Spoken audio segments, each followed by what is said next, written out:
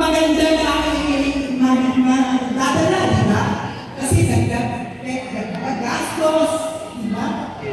Tanong mo kayo, pagka matapos na kaibigan ang anak nyo, may trabaho na sila? Wala pa rin, di ba? Eh yun yung college, wala trabaho, ito pa kaibigan. Di ba? Kasi hindi nagdidika ng trabaho ang ating ekonomiya. Kaya kami nakita ni Teacher Franz, gusto namin yung tunay na reforma sa lupa at saka yung pambansang industrialisasyon. Panahon na para tayo magmulika ng ating mga gagawin. Hindi yung laging important.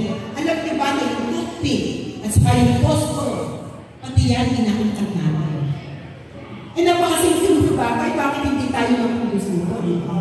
Pag nag-produce tayo dito, pati na yung mga makinarya para magsaka ang ating mga magsasaka, mapapaunlan natin ang produksyon agrikultural. Diba? At magkakaroon ng trabaho ang mas marami dahil meron na tayong mga factories na parami ng parami. Dahil tayo ay pinakaunan natin ang ating manufacturing sector. So ito